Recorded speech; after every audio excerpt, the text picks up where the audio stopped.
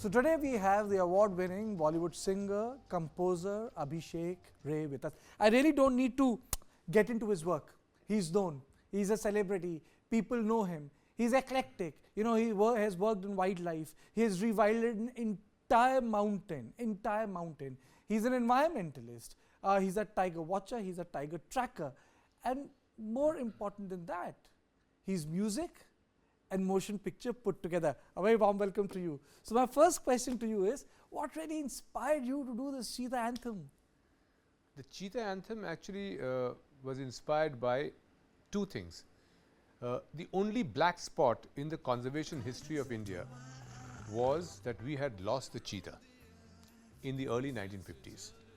Apart from that, India has had a tremendously good record in conservation of big cats. We are the most populated country in the world. We have very little land mass. We only have 4% fresh water. But in spite of that, we have actually managed to conserve all our megafauna, all our magnificent wildlife very well. Only black spot being that we lost the cheetah to hunters in 1950s. But India showed the resilience, the courage to bring back the cheetah from Africa and through a transcontinental relocation to its erstwhile domain. And hopefully, all going well, we are going to be returning the cheetah to its historic range throughout central and western India. So the planet's fastest moving predator, the fastest land animal, the cheetah, is comparable to the growth speed of India's current dynamics. So मैंने एक line लिखी थी, चीते की रफ्तार, भारत की रफ्तार. That's what inspired the Cheetah Anthem. How tough was it to create this artistic piece of work? Post the Cheetah Anthem, very recently IBCA was launched, the International Big Cat Alliance. So International Big Cat Alliance is a congregation of 96 countries, and it is a collaboration between the Government of India and the United Nations, UNDP. So for United Nations and Government of India, they contacted me after the Cheetah Anthem to make a song and an anthem and a film on the 7 big cats of the world, which is the tiger, the leopard, the snow leopard, the lion, the cheetah, the jaguar and the puma. So these 7 big cats, they are found across 96 countries of the world, and 5 out of these 7 big cats are actually found in India. So India naturally becomes the biogeographic capital of the big cats of the world. So which is why PM Modi announced the IBCA, International Big Cat Alliance, last year with a grant of 150 crores and set up the capital of IBCA in New Delhi. So they had approached me to film, compose and make this beautiful anthem for them, which encompasses all the 7 big cats in a very lucid manner for the common man. You're pretty eclectic. Pan Singh Tomar, Kalam and the Cheetah Anthem. Which was tougher? I'm not that spread out. I'm actually pretty focused. My life is all about either films, music on one side, which is my profession, and my passion, my madness on the other side, which is wildlife conservation. So I'm basically these two streams together. And through the Cheetah Anthem and through the IBCA anthem, I think the universe has somewhere conspired to connect the dots. The composer in me, the filmmaker in me and the wildlife conservationist in me have come together by these two beautiful films. Which is your favorite film? Which is your favorite composition when it comes to commercial cinema? Yours? Commercial cinema, see, I have had the opportunity to do work in diverse kinds of cinema. I mean, from deep dark romance like a Sahib Bibi or Gangster, from my historic, biography. Which is the song you like from Sahib Bibi and Gangster? There's a beautiful song that I composed which was sung by Shreya Ghoshal, Raat Mujhe Ye Keh Ke Chidaye. But my favorite song is a song which is a very feisty song. It is a song which is a theme track of Pan Singh Tomar. Maybe I'll just hum Absolutely. 2 lines of it. Sure. This is based on, Bundelkhandi and MP folk. देखो हवा जोर से भड़की तन में नसें जोर से तड़की अब तो रंग जाएगी धरती लाल लाल हो देखो हवा जोर से भड़की तन में नसें जोर से तड़की अब तो रंग जाएगी धरती लाल लाल पर ये अपने मन की नाय का करे ना कोई उपाय अब तो करनी पड़ेगी धाय धाय. So that was Pan Singh Tomar. That's beautiful. From Pan Singh Tomar to the Cheetah Anthem, which is like a pretty out there stuff, it's pretty global. So how do you take those leaps, you know? Cheetah Anthem actually, I would say, was made for India, very Indian. But the IBCA, the International Big Cat Anthem, is completely in English and it has elements of funk, jazz and world music. So it was just released. Can you take us through that?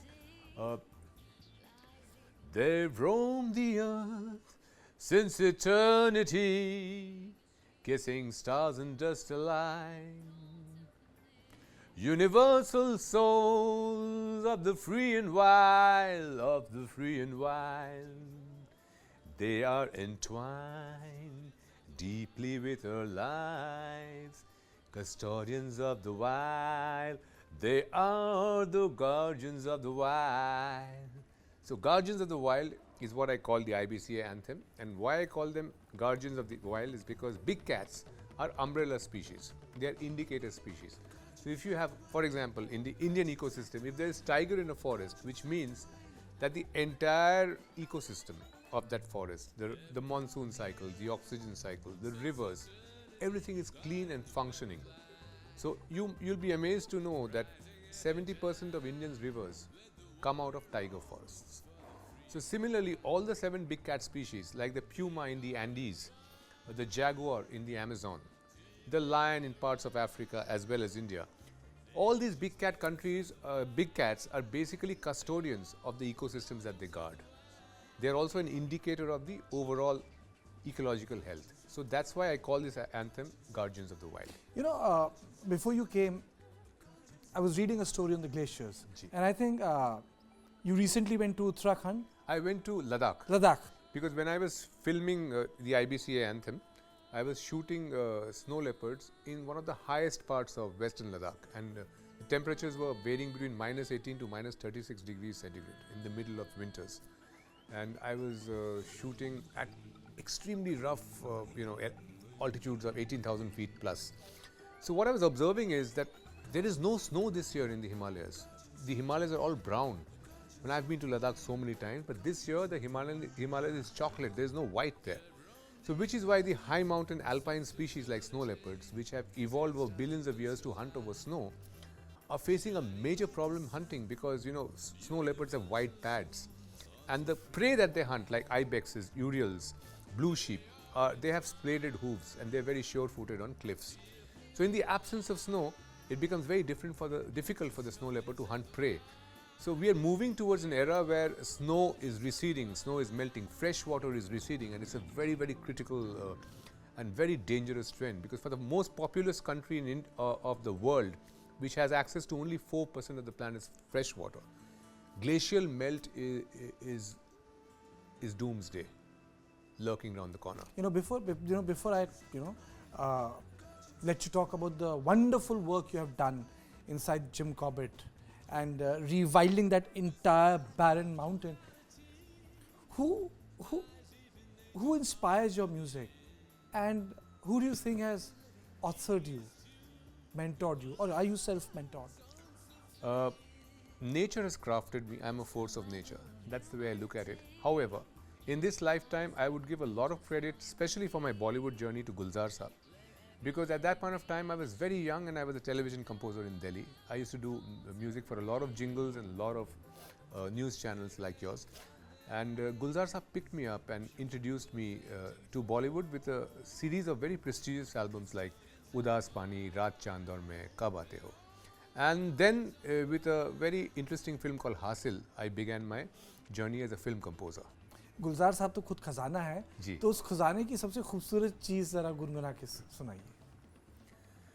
रात चांद और मैं तीनों ही बंजारे हैं, तेरी नम पलकों में शाम किया करते हैं, हो रात चांद और मैं। Beautiful. So beautiful. This is just beautiful. So how did you chance upon that barren hill? When you saw that hill inside Jim Corbett, how did you go there?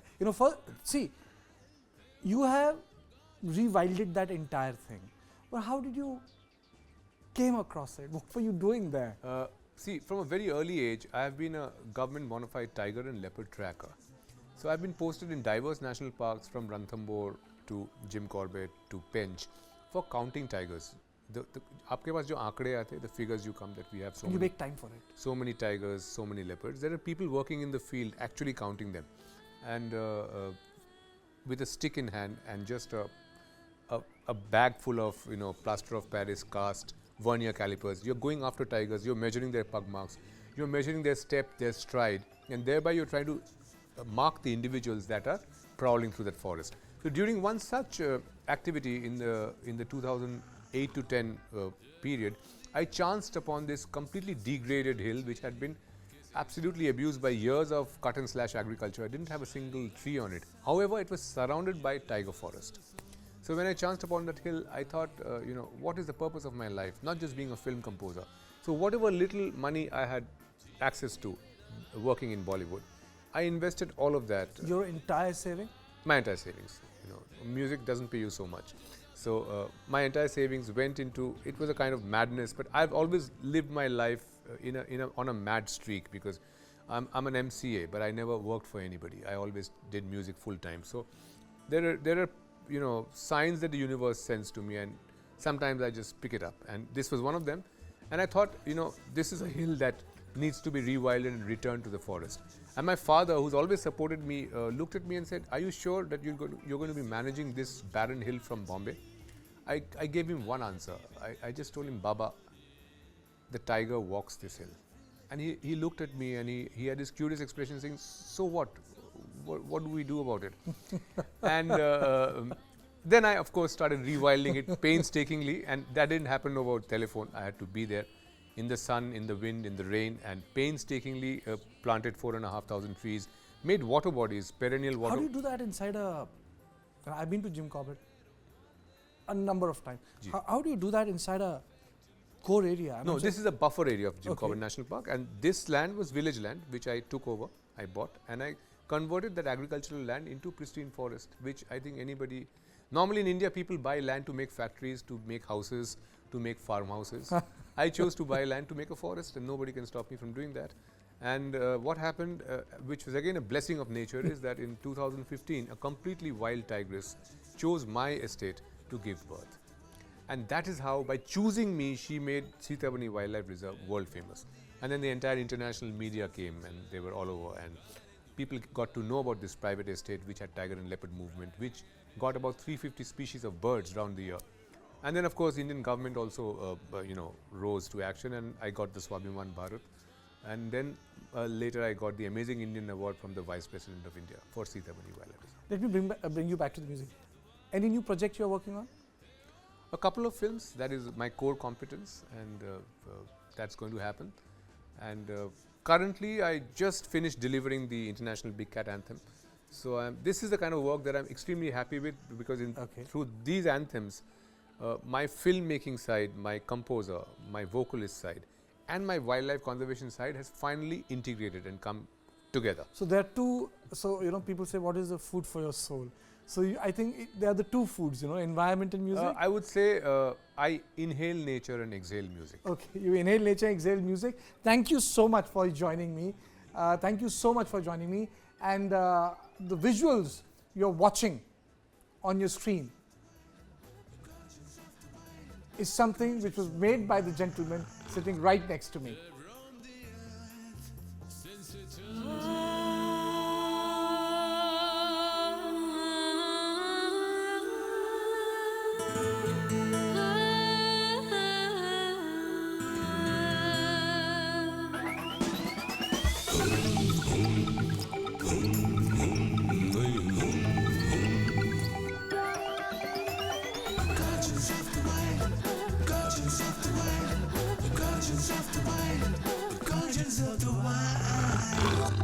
That roam the earth since eternity, kissing stars and dust alike, shining like the sun, universal souls, thoughts are free and wild. They are entwined deeply with our lives, custodians of the wild. They're all the guardians